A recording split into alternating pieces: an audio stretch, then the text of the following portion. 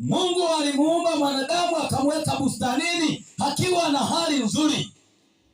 Nini leo chanzo cha maovu duniani?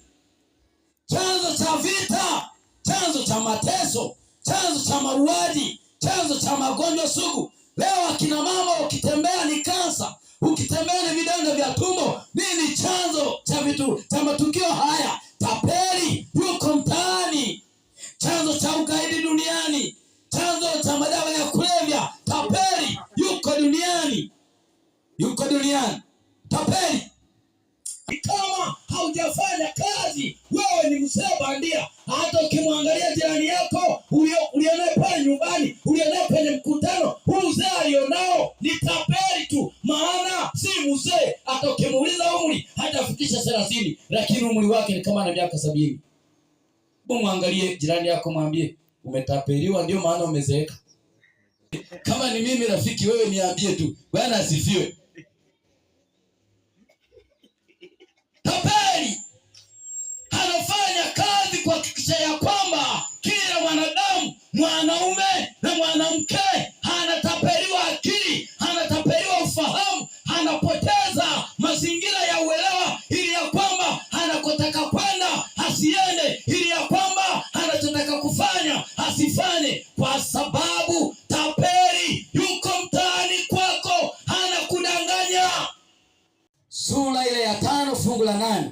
Neno la Mungu linasema, ndiyo, muwe na kiasi na kukesha. Muwe na kiasi na kukesha. Mshtaki wenu Ibilisi, kwa kuwa huyu mshtaki wetu Ibilisi kama simba angurumaye, kama simba anayeunguruma, anazunguka akimtafuta mtu ammeze. Anatafuta mtu wa kummeza.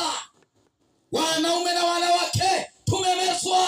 Tumemezwa wapi? Katika akili. Tumemezwa wapi? Katika kutafuta uso wa Bwana. Tumemezwa wapi leo? Tumemezwa na ukemwenza wa kimadhehebu. Tumemezwa na ukemwenza wa kidini. Tumemezwa na ukemwenza wa Uislamu. Tumemezwa na ukemwenza ya kwamba mimi hapo sipo, mimi sijawahi kusema na muamini Mungu, na hata hivyo Mungu haniamini. Wanadamu wamemezwa na shetani. Na ndio maana tunapotangaza habari njema ni kwamba vijana, akina mama, fikeni kwenye mikutano hii. Tutakuwa na elimu za kutafuta mali kwa njia ya neno la Bwana. Vijana watadharau, akina mama watadharau, lakini bado inapofika jioni watatamani kuingia nyumbani katika makazi yao. Wale elimu inayowapatia chakula hawahitaji.